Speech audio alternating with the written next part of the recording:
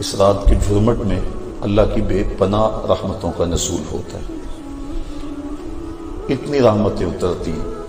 امام قویری لکھتے ہیں کہ روئے زمین کے تمام مسلمانوں میں ان رحمتوں کو تقسیم کر دیا جاتا،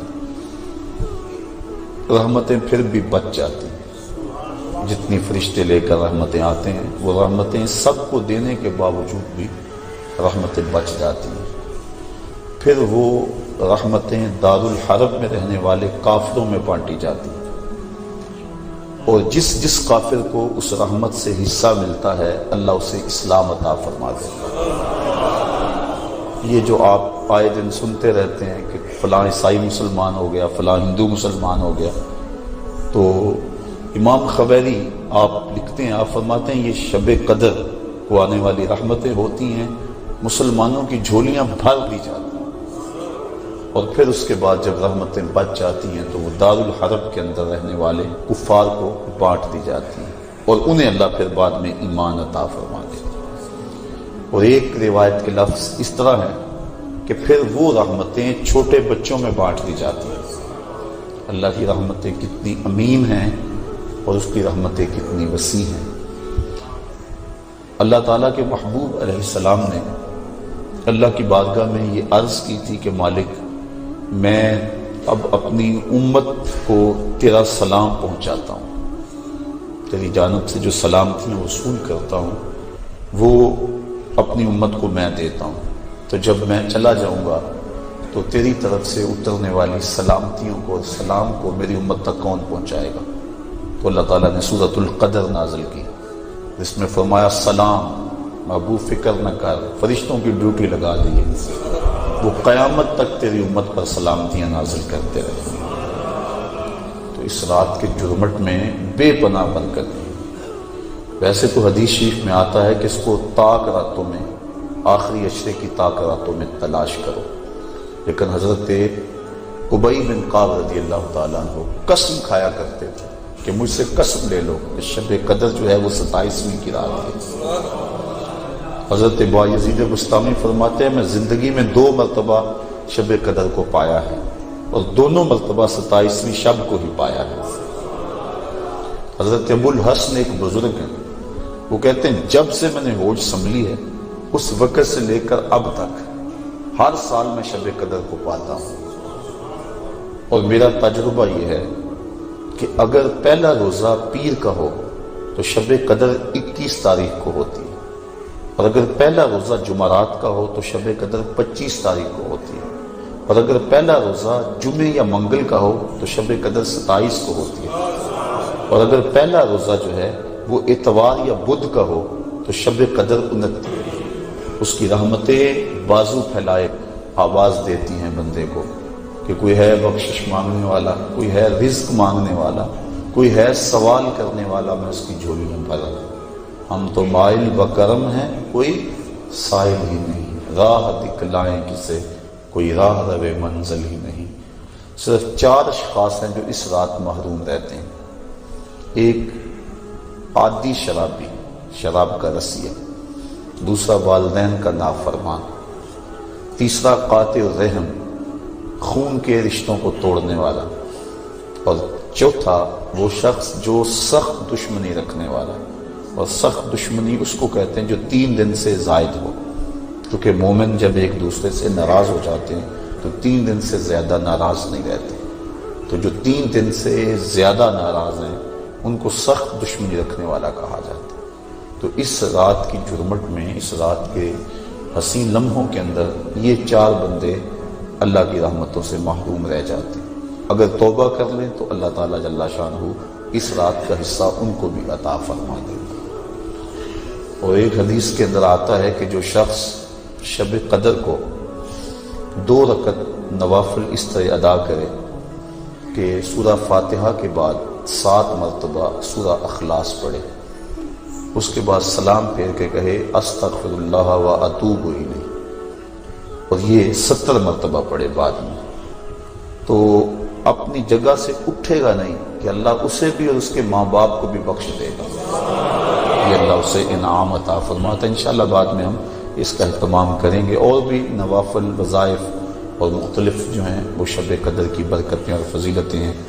سورہ تکاثر اور اس کے بعد سورہ اخلاص پڑھنے کا حکم ہے، اور وہ 4 رکعتیں ہیں، 70 مرتبہ پڑھی جائیں۔ دیگر مختلف جو ہیں وہ علماء نے اپنے اپنے تجربات اور ان کو جو روایات ملی ہیں وہ امت تک منتقل کی ہیں۔ تو یہ رات اپنے دامن میں اس اعتبار سے بہت ساری رحمتیں لیے ہوئے ہمارے ہاں جلوہ گر ہے۔ اللہ تعالیٰ اس رات کی برکتیں ہم سب کو نصیب فرمائیں۔ اس کو توبہ و انابت کی رات بھی کہا جاتا ہے۔ جب انسان جاگتا ہے اس رات میں تو اللہ تعالیٰ جل شانہ ما قبل کے سارے گناہوں کو معاف فرما دے۔ وہ فرمایا کہ من کاما لیلۃ الصیام، لیلۃ القدر اس سے مراد ہے، ایمانا و احتسابا غفر لہ ما تقدم من ذنبہ، جس نے لیلۃ القدر کو قیام کیا اللہ تعالیٰ اس کے پچھلے سارے گناہوں کو معاف فرما دے گا۔ ایمانا و احتسابا، 2 شرطیں ہیں، ایمان کی حالت میں، اور دوسرا اپنے نفس کا محاسبہ کر رہا ہے، کیونکہ اپنے نفس کو محاسبے میں رکھنا چاہیے، اس کو بے لگام نہیں ہونے دینا چاہیے۔ جو پڑھ رہے ہیں کہہ رہے ہیں اس پر مانند استحضار موجود ہو، اور ہم اگر توبہ کریں، رجوع لائیں اس کے حضور، تو وہ صرف زبان سے نہ ہو بلکہ ہمارے دل کی اتھاہ گہرائیوں سے۔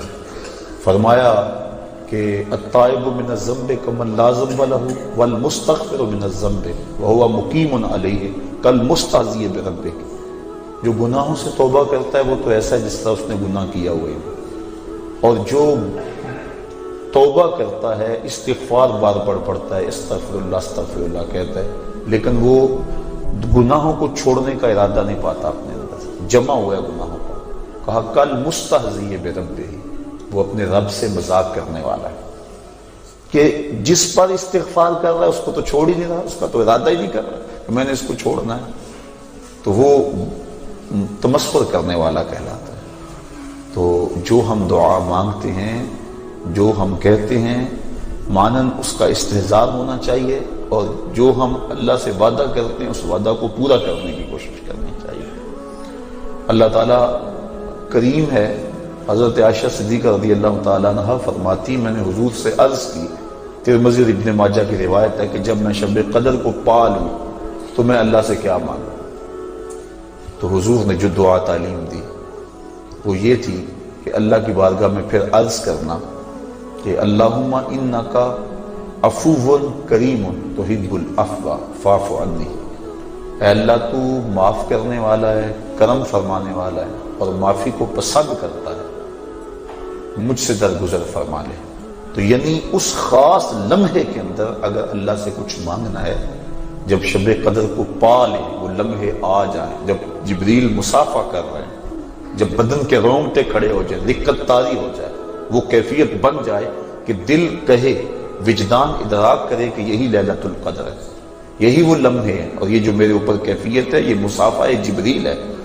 جب یہ کیفیت مل جائے تو اس وقت اہم وقت کیا مانگے؟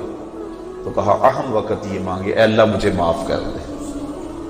تو یہ اہم دعا ہے مومن کی، جس کو تعلیم دیا گیا شب قدر کے حوالے سے۔ آگے پیچھے بھی اللہ کی بارگاہ میں یہ دعا مانگنی چاہیے۔ اگر انسان کے توبہ سے گناہ مٹ جاتے ہیں، استغفار پڑھنے سے، عفو و کرم کا مطالبہ کرنے سے، اور اگر گناہ نہ بھی ہوں تو اللہ تعالیٰ درجے بلند فرما دیتا ہے۔ حضور علیہ السلام نے ارشاد فرمایا، میں ہر روز اللہ سے 100 مرتبہ استغفار کرتا ہوں، 100 مرتبہ، جبکہ حضور کے دامن پہ تو گناہ کا ایک داغ بھی نہیں ہے، لیکن اس کے باوجود 100 مرتبہ حضور اللہ کی بارگاہ میں استغفار کرتے ہیں۔ اور ہم جو لتڑے پڑے ہیں گناہوں سے، صبح سے شام تک ہماری زندگی اسی دلدل میں پھنسی ہوئی ہے، تو پھر ہمیں تو بہت زیادہ استغفار کی ضرورت ہے۔ اللہ اکبر، عبرت اللہ نصیب فرما دے۔ وہ ایک بچہ تھا چھوٹا، جنگلوں میں رو رہا تھا، اور اس کی آنکھوں میں آنسو امٹ رہے تھے، اور چیخ رہا تھا، رو رہا تھا۔ کوئی بزرگ تھا، وہ قریب سے گزرا، دیکھا بچے کو رو رہا ہے، کہا بیٹا کیا ہوا ہے؟ کہا اللہ سے بڑا ڈر لگا۔ چھوٹا سا بچہ 6-7 سال کی عمر ہے۔ اللہ اکبر، اللہ سے ڈر لگتا ہے۔ تو اس نے کہا بچہ تیرے تو نامہ اعمال میں بھی گناہ ہی درج نہیں ہوا. جب تک انسان بالغ نہیں ہوتا تو نامہ اعمال نہیں کھولا جاتا. جب بلوغت ہوتی ہے تو فرشتے نامہ اعمال کھول کے بیٹھ جاتے. تو کہا تیرے تو نامہ اعمال میں گناہ ہی نہیں ہے تو کیوں رو رہا ہے؟ کہا میں نے اپنی امی کو دیکھا تھا کہ وہ چولہے کے اندر لکڑیاں ڈال کر ان کو آگ لگاتی تھی، آگ نہیں لگتی تھی، دیا سلائی بجھ جاتی تھی. اس نے چھوٹی چھوٹی لکڑیاں لی اور ان کو توڑ کے نیچے رکھا. پہلے چھوٹیوں کو لگائی اور ان کو لگی، پھر بڑیوں کو لگ گئی. تو میں اس وقت سے چیخ رہا ہوں کہ حشر کے دن جہنم کے اندر بڑے بڑے گناہ گاروں کو ڈالا گیا، آگ نہ لگی تو مجھ چھوٹے کو نہ رکھ دیا جائے. یعنی خوف اور خشیت کا عالم دیکھیے. تو کہا میں تو اس وجہ سے ڈر رہا ہوں. تو جن کے ذمے گناہ بھی نہیں ہیں وہ ڈر رہے ہیں، رو رہے ہیں. جس کے دامن کو اللہ نے عصمت کے پھولوں سے مزین کیا ہوا ہے، وہ تو روز 100 مرتبہ استغفار کریں اور اللہ سے توبہ کریں. اور ہم جو سراپا گناہ ہیں، ہماری سوچ، ہماری فکر، ہمارے خیال، ہمارے کاروبار گناہوں میں لچڑے ہوئے سب کچھ. تو اس لیے ہمیں بہت زیادہ ضرورت ہے اس بات کی کہ ہم اللہ کے حضور رجوع کریں. یہ ایک رات 1000 مہینے سے بہتر ہمیں دے دی گئی. 1000 مہینے کی عبادت کریں، 83 سال اور 4 ماہ بنتے ہیں. اتنی دیر قیام میں کھڑے رہو، رکوع اور سجدے میں کھڑے رہو، اور ایک رات عبادت میں گزارو.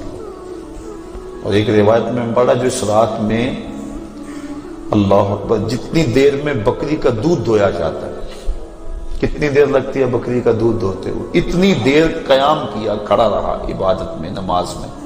جتنی دیر میں بکری کا دودھ دھویا جاتا ہے اللہ تعالیٰ اس کی مغفرت اور بخشش فرما دیتا ہے اور اس کو پوری لیلۃ القدر کی فضیلت عطا کر دے. جس نے اتنا قیام کیا جتنا بکری کا دودھ دھوتے ہوئے وقت لگتا ہے. تو اللہ نے یہ مجھے اور آپ کو توفیق عطا فرمائی اور امت کو یہ مزاج عطا کر